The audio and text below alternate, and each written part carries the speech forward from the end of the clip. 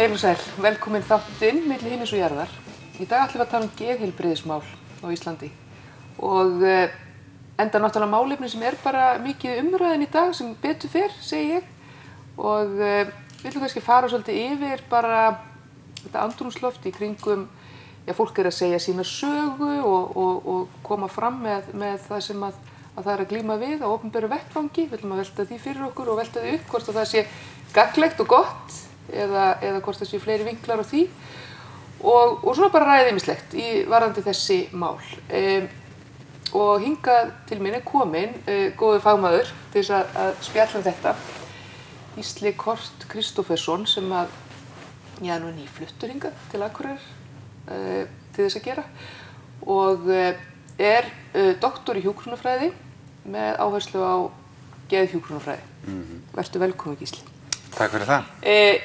Þú sagði mér hérna undan, þú ert sem sagt með doktorspróf í hjúkrunarfræði en geðhjúkrunarfræðin svona þitt sérsvið. Já, ég með svona, ég tók mastersgráðu út í Bandaríkjunum og hef klínísk réttindi í geðhjúkrun og hef svona helgað með því og alltaf unnið í klínikinni með öllu náminu mínu sko.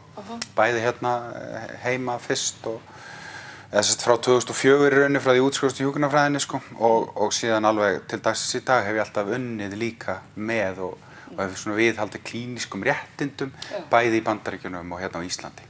Ok, þannig að þú ert líka starfandi úti í raun og veru? Já, ég mætti það ef ég vildi sko, en ég hef ekki verið að gera það. Það er dálítið dýrt að borga tryggingarnar til þess að starfa í báðum löndum, þegar að segja, sem sérfræðingur sko, í geðhjúkrun. Þú ert eitthvað að kenna, það ekki úti? Jú, ég með aðjúngtstöðu við University of Minnesota og er að kenna þar í framhaldsnámi í geðhjúkrun, svona sérfræðingum. Það heitir Nurse Practitioner út í Bandaríkjunum. Og að kenna í því prógrami úti og er að vinna þar aðeins með og síðan ég hérna lektor við HA og er líka með svona aðeins stöðu við HÍ, þannig að ég svona út allt aldrei. Og líka starfa sem... Já, og síðan ég í klínískri vinnu hérna við Sjúkrahúsið Akureyrar, ég er sérfræðingur í geðhjúkrun með barn- og unglinga geðteymi Sjúkrahúsið Akureyrar. Já, ok. Við heppin að fá þig hingað. Já, vonandi. En hérna, við ætlum að tala geðheilbrigðismál. Já. Snúum okkur að því og hérna, svona hver finnst þér vera, sko, hvernig upplifir þú stöðu geðheilbrigðismála á Íslandi? Þú náttúrulega varst úti alveg þar til, 2014? Já, 2014, kemur svo hingað og fer að starfa í þessu umhverfi. Hvernig horfir þetta við þér? Já, ég meina það sem kannski augljósast og dálítið svona pínu kannski sjokkrandi að koma frá Bandaríkjunum. Við Íslendingar eru náttúrulega dálítið svona gjöfn á það, ég ætla ekki að alhæfa, en ég hef heyrt það við og stundum að Bandaríkjumenn séu ekki með sérstaklega gott heilbrigðiskerfi, en það svona alhæfa Bandaríkin svona jafn gáfulegt eins og alhæfa Evrópu sko, það er ekkert hægt sko. Setja það í eitt flokk? Já, það er ekkert hægt sko, en í fylkinu sem ég var í Minnesota og ég get talað almennt séð, ég vann í samfélags svona geðheilbrigðisþjónustu þar í 4 ár og sá mjög erfið og harkalega hluti. En almennt séð að þá var aðgengi til dæmis að samtalsmeðferð, það sem kallað psychotherapy á ensku, var mun betra þar heldur en hér, heilt yfir. Aðgengi að því? Aðgengi, já. Og þá áttu við bara, þú veist að fólk sem að kannski, að hér tala fólk gjarnan það að það sé eitthvað sem að kosti mikið að vera til sálfræði, svo sé ekkert fyrir alla fjárhagslega séð. Var þá gerði ríki fólki þar kleift að fara í samtalsmeðferð þó að það hefði kannski ekki... Já, fylkið, ríkið, sveitarfélagið, það var bara svona, auðvitað eru tilfelli þar sem fólk hafði slakan aðgang og sérstaklega í svona dreifbýlli svæðum í fylkinu. En svona almennt það sem ég var að vinna þá upplifði það að aðgengið og hvaða var auðvelt sko að fá þetta niðurgreitt af tryggingunum það í rauninni var betra úti. Og það var svona viðurkenndari hluti af geðheilbrigðisþjónustunni, samtalsmeðferðinni, þessari opinberu geðheilbrigðisþjónustu. Og þetta náttúrulega, allar rannsóknir segja okkur það að þetta sé gríðarlega mikilvægt, en einhver hluta vegna erum við sem samfélag ekki alveg nógu duglega niðurgreiða þetta fyrir hvort annað. Og það einn af þessum hlutum sem mér finnst algjörlega óskiljanlegur og ekki byggt á neinum rannsóknum. Að við séum ekki að gera það. Að við séum ekki að gera það. Já, ef það væri vitið í þessari setningu. Já. En ég meina það er alltaf verið að tala um það núna, endalaust verið að hamra á því, bæði fólk sem að, svona, er að glíma sjálft við geðkvilla og hérna vanheilsu, geðvanheilsu og geðsjúkdóma, að það að tala um það, sérstaklega það fólk sem kannski svona aðeins komið út úr mestastorminum að hvað það hafi annarkvort hjálpað í mikið sko, að fara í gegnum samtalsmeðferð eða hvað það hefði óskað þess mikið að geta kost á því. Og svo náttúrulega líka fagfólk í þessum geira alltaf að tala um þetta, en það einhvern veginn eins og það sé fyrir daufum eyrum, vegna þess að heldur að væri flókið, skilurðu, að byggja hlutina þannig upp að þetta væri opið einhvern veginn og möguleiki fyrir alla. Nei, og bara, þú veist, ég meina, allt myndi hjálpa, öll skref í rétt átt myndi hjálpa og það, ég veit ekki, kannski ég að missa einhverju, ég náttúrulega bara, ég búin að vera hérna heima núna í 20 mánuði, sko, og eins og ég skynja raunveruleikann, sem nú bara ein leið til að skynja hann, sko, en engu síður, mér sýnist bara ekki vera pólitísku vilji til að hafa þetta sem hluta á almenna tryggingakerfinu okkar, sko. Og eins og ég segi, ég á mjög erfitt með að skilja það, sérstaklega eftir að hafa verið úti, sko, að þá, og þekkja rannsóknar ágætlega, þá mjög erfitt að skilja, sko, af hverju þetta svona.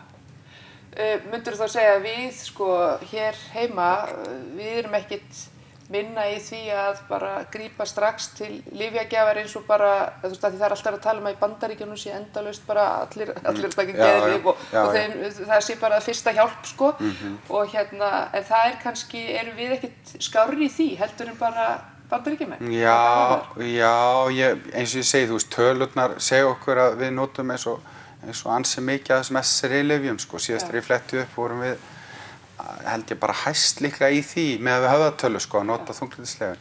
Það þýðir hins vegar ekkert að við séum að nota mikið af þeim endilega, sko, það getur vel verið að það sé þörf á því og þetta mjög svona, þetta einn af þessum hlutum sem svona viðkvæmt og svona mjög svona, þetta grátt svæði á margan hátt og það virðist vera að við sem samfélagi eigum stundum erfitt með að ræða þessa hluti sem á þessum gráu svæðum.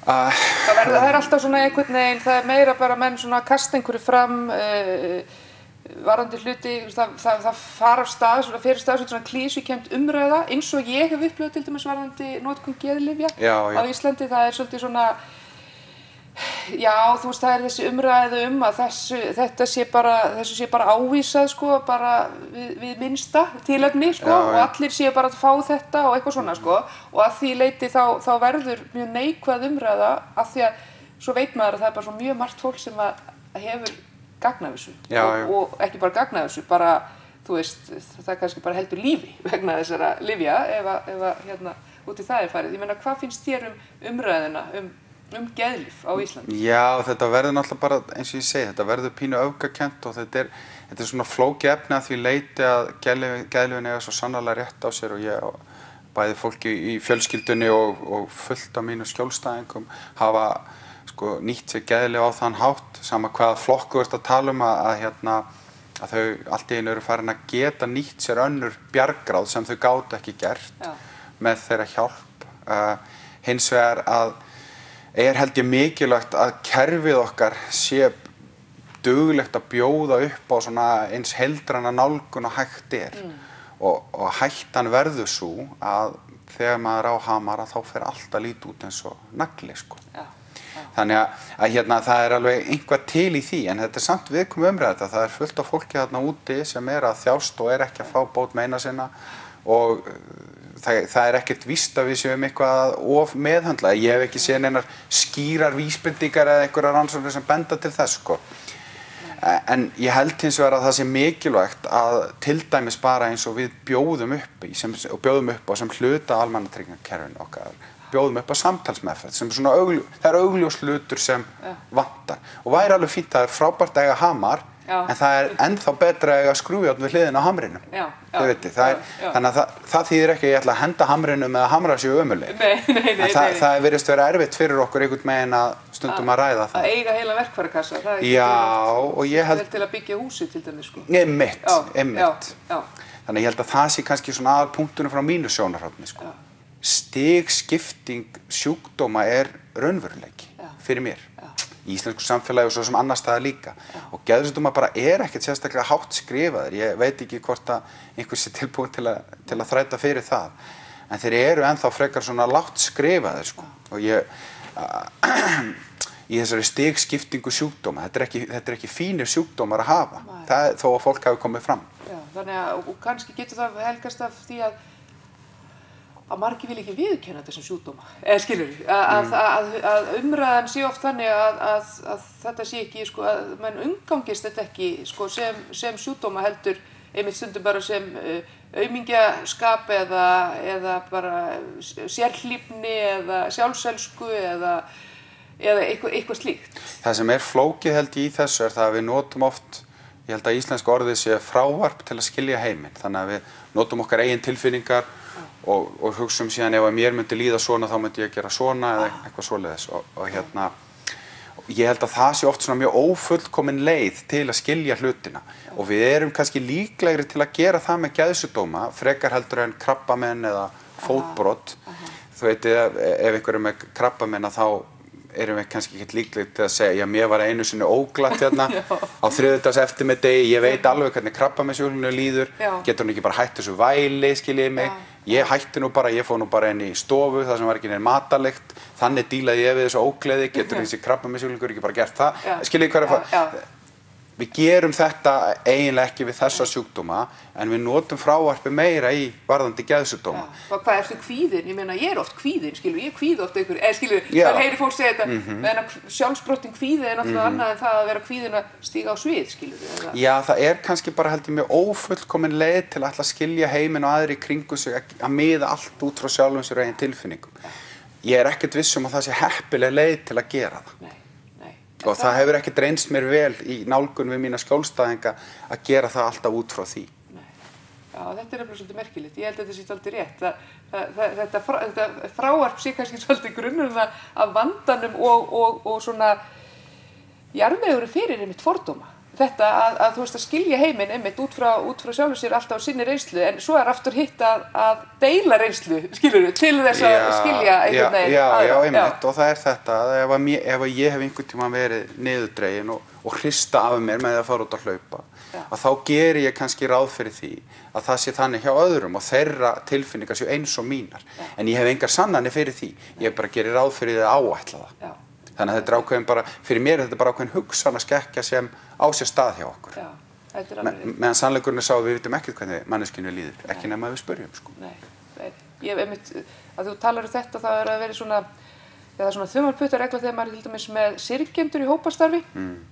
Fólk sem að kemur saman að því þá sameiginlega reynslu að mist kannski barn eða mist maka og hérna kemur saman og þá er alltaf þumalputtareglan þessi, sko, nú erum við að fara að deila reynslu, en við erum ekki að fara að segja hvert öðru, sko, ég gerði þetta svona, og það er ekki pointi, það er ekki tilgangurinn með því að koma saman og deila reynslu, að segja öðrum hvernig þeir eiga síðan að gera hlutina í framhaldinu, því að það sem getur gagnast einni manneski í sorgarúrvinnslu gagnast kannski ekki annarri. Já, og við höfum náttúrulega rannsóknir sem sýna fram á að eitthvað virkar kannski fyrir meirihluta fólks. En ég held þegar kemur að þessum inngripum að þá sé mikilvægt að við munum að það er ekkert sem virkar fyrir alla nema vatn og súrefni. Þannig að við séum opin fyrir því að það eru ólíka nálganir fyrir ólíka einstaklinga og ég held svo sem að geðheilbrigðiskerfið sé smám saman að skána í því að vera einstaklingshæfðara í nálgun sinni á meðferðina. Eða í meðferðinni. En aftur að þessum í geðlyfi, heldur þú að það sé ofnotkun á geðlyfum á Íslandi eða þú veist, heldur að hérna, hvað heldur með það? Að því menn er alltaf að segja þetta og varpa þessu fram? Já, þú fær náttúrulega bara eitthvað svona leiðenda svar hjá mér, sko. Sem er ekkert sérstaklega skýrt, sko. Eins og ég sé, ég hef ekki séð neitt sem kannski bendir til þess að þetta sé ofnotkun. Ég held að það sem er ósanngjarnt að segja það. Sérstaklega við þetta fólk þarna úti og margar svo skjólstæðingar sem ég hef komið nálægt. Það sem að þetta er svo stór hluti af því sem kom fólkinn af stað og það gat farið að nýta sér aðra hluti og gera aðra hluti. En ég held hins vegar að það sé mikilvægt að við bjóðum upp á aðra hluti líka heldur en bara þetta. Enn og aftur, svo ég noti þessa líkingu með verkværakassan aftur, sko. Þannig að heldur að geta ekki haft, ég stundu hugsað að haft vonda áhrif á fólk sem að þarf að nota geðlyf og er bara að hafa rosalega mikið fyrir því að vera til og bara að lifa með sínum sjúkdómi og reynir að lifa reglusömu lífi eftir einhverju forskrift sem búið að gefa því á heilbrigðiskerfinu og það að hérna taka lífið sín og allt þetta og svo sérðu það þessu umræðu í samfélaginu að þessi ofnotkun og þetta sé hitt og þetta einhvern veginn gerir ekkert gagn og eitthvað svona verðum við ekki sem samfélag að við berum ábyrgð sem samfélag að passa okkur hvernig við tölum þessa hluti því það getur verið fólk út í samfélaginu sem að ég meina jafnvel bara ákveða að hætta að taka lífin sína því það upplifi eða heyri þessu umræðu. Já, ég veit ekki hvað við getum gengið langt í að passa okkur, skiljið hver að fara því að einstaklingurinn náttúrulega hlýtur alltaf að lokum, svona allavega upp að þessu marki að bera ábyrgð á sjálfu sér og því sem hann velur. En ég held að skaði ekkert að við reynum að vanda okkur í umræðin eins og við getum, sko. Að hérna, að þetta mjög flókið og eitt af því erfiðasta sem við sem vinnum í geðheilbrigðisþjónustunni erum að kljást við eru sjálfsfordómar fólks. Fólk með mikla fordóma fyrir sjálfu sér, mikla fordóma fyrir eigin röskunum eða geðsjúkdómum. Þannig að það verður oft mjög flókið. Þannig að það er svona spurning bara hvernig við tölum saman þetta og náttúrulega við reynum að tala saman af virðingu og þá virðist það nú oft hjálpa, sko. Já, það er mjög góð. Já, ef það hægt, sko. En þú ert að vinna með börnum og unglingum mest og það var einmitt að koma rannsókn núna eða gera ykkur rannsókn eða var umfjöllun allan það í fréttablaðinu aukinn kvíða ungmenna og að vera velt upp ástæðum fyrir því og eitthvað svona. Heldur þú að ungt fólk og unglingar séu kvíðnari í dag heldur en bara þegar við vorum börn og unglingar eða heldur bara að vegna þess umræðinu hefur opnast og þá sé bara fleiri sem að opni á það og það komi frekar í ljós? Já, þetta bara einn af þessum hlutum sem við náttúrulega þarf að gera frekari rannsóknir á. Fyrir mér erfitt að segja til það frá mínu sjónarhorni. Ég held að það sé mikilvægt mér finnst krakkandi sem við erum að sinna vera rosa flotti krakkar, sko. Og mér finnst þau vera, og þetta nú bara svona frekar óvísindalegt hjá mér, sko, mín tilfinning, sko, að vinna í þessu hér, að þá finnst mér að vera flott og mér finnst þau oft vera ansi klára og klárari heldur en mín kynslóð var til dæmis að tala tilfinningar sín. Já, ég sammála því. Þannig að hérna, og ég oft ansi skýr og svona skemmtileg með það og einhvern veginn hafa betri orðaforða og treysta betur oft, sko. Án þess að ég sé eitthvað alhæfa, þá það bara svona mín tilfinning, sko. Hins vegar má kannski segja það að við erum að hvetja fólk til að fara út með það og ræða hlutina og þá verðum við þessi sem erum eldri að vera reiðubúin eða í stakk búin til að gáma það. Og það gerir töluverða kröfur á okkur sem foreldra og frænda og frængur og ömmur og afa og allt það að gáma það sem þessi krakkar að hugsa, sko, sem við þögðum bara í gamla daga, sko. Þannig að ég held að það sé líka það erfitt fyrir okkur sem fullorðna einstaklinga að segja þeim að fara út með það. Ég held að það sé mjög mikilvægt að við gerum það. En ég held að við þurfum líka þá að taka ábyrgð á því að vera í stakk búin til að takast á við það. Og þetta eiginlega setur þá kröfu á okkur hinn sem erum eldri og erum að biðja þetta við vitum hvað í fjandanum við ætlum að gera við þetta allt saman og hvernig við dílum það. Þannig að við þurfum dálítið held ég að vinna í okkur sjálfum líka til þess að geta gáma þetta frá krökkunum, sko. Og þá kemur kannski, sérstaklega, tala nú kannski ekki út frá minni kynslóð en kannski kynslóðin sem var undan mér, lítið eldra fólks og enn eldra sem kannski að díla við það að það fékk ekki rými og það lifði ekki, það ólst ekki upp í tíðaranda þar sem að það var viðurkennt að tala svona og svo á það að fara að gáma þetta eins og þú segir og upplifa kannski bara ákveðna svona frústrasjón og ákveðna gremju yfir því býtu, af hverju þau að tala með þetta allt saman, skilur við, af hverju þau að opna þetta allt saman, þú veist, ég bara beit á jaxlinn, skilur við, þegar ég var 12 ára og pabbi dó eða mamma dó eða eitthvað, skilur við, og það hlýtur líka, þú veist, það hlýtur að þurfa að hlúa svolítið þessum eldri kynslóðum í því að taka við því sem krakkarnir að tala og hjálpa þeim til þess. Já, ég veit svo sem ekkert hvað fólk að hugsa, sko, en ég held að þetta sé samt einn af þessum mikilvægu þáttum að við séum, sko, í stakk búin þá til að takast á við þetta. Ég held að það sé alveg hægt, sko. Heldur þú, ég er svo oft verið að velta þessu fyrir mig, hvort þetta getur heila verið svona einfalt, af því mannsálin ekki einföld.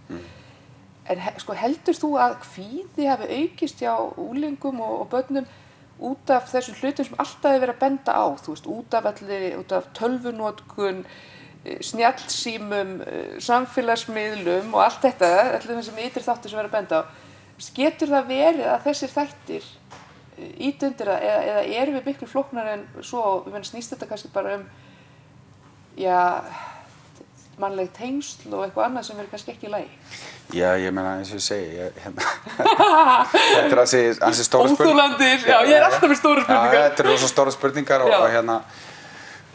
og ég meina með að við svona, það sem ég hef skoðað, rannsóknir sem ég hef skoðað í þessu, þá náttúrulega virðist vera að það virðist vera sniðugt að takmarka notkun á tækjum upp að vissu marki, sko. Og þannig að við erum með litteratúr eða svona rannsóknir sem eru svona smám saman að gefa til kynna svona hvernig væri best að gera þetta og það mun bara halda áfram að þróast næstu árin og áratugina, sko. Og síðan líka bara spurning hvernig við bregðumst við þessu breyttu tímum, sko. Og ég hef svo sem ekkert einhverjar patentlausnir við því nema bara við séum meðvituð þessa hluti, sko. En svona þín tilfinning bara sem mannesku og þáttakanda í samfélaginu. Sko, heldur að fólk verið kvíðið að því að nota tölvur? Ég held að það sé gríðarlega einstaklingsbundið. Þú veist, við erum, eins og ég segi, við erum öll með svo ólíkan heila og við erum öll svo ólík hvernig við fungerum. Ég held að það sé mjög einstaklingsbundið hvernig þetta virkar á fólk. Ég held að svona allar öfgar í þessu getur náttúrulega verið óheppilegar, sérstaklega hvað varðar áhrif á svefn til dæmis. Og svoleiðis hluti, svefnin okkur svo mikilvægur, það einn af þessum hlutum sem við kannski tölum ekkert allt of mikið en getur verið gríðarlega mikilvægt, sérstaklega geðheilbrigðismálum barna og unglinga, sko. Og þá náttúrulega kemur þessi skjártíma og þessi skjánotkun þar inn í, sko, líka.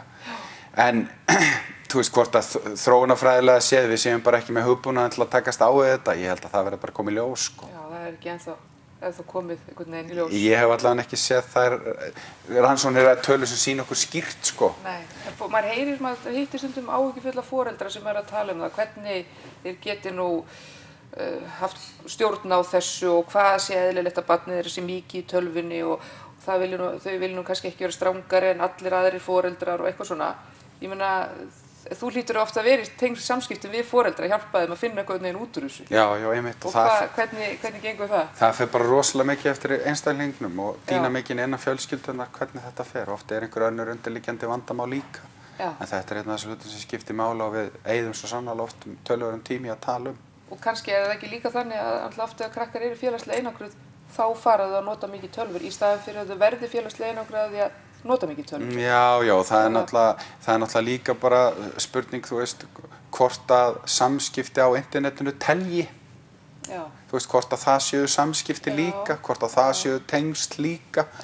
Og ég held að það sé bara mjög misskiptar skoðanir á því, en ofta á fólk í mjög nánum tengslum í gegnum alls konar miðla og í gegnum spjöll og annað slíkt, sko. Sem að má ekki vanmeta þessu? Nei, ég meina að einhverju leyti hlýtur það að telja líka, fólk að tala saman. Hvað myndu þú halda þessu umræðum félagsfælni, eða sko félagsfælni og félagskvíði kannski ekki alveg einn og saman hluturinn? Nei, einmitt. Nei. En svona við tölum bara félagskvíði sem kannski svona aðeins daufari útgáfa hinnu, ef ég að skilgreina þetta, að þú veist, ég meina, ef að manneskja með félagskvíða fær félagslega örvun og næringu af því að vera á Facebook og spjalla við fólk þar og fylgjast með og jafnvel að tjá sig þar og eitthvað svona, það ekki betra heldur en heldur en ekki neitt, skilur fyrir hana? Eða það, sko, hvað myndir þú segja með þetta? Þetta náttúrulega eins og ég segi, ég dálítið erfiður þarna vegna þess að ég held að það sé bara rosalega einstaklingsbundið, hvað hendar hverjum einum og þú veist, ef þú talar um svona klínísk mál þá þarf alltaf að meta hvert mál fyrir sig. Mín reynsla sú að það alltaf mörg lög í hverju máli fyrir sig og það þarf alltaf að meta dálítið marga hluti.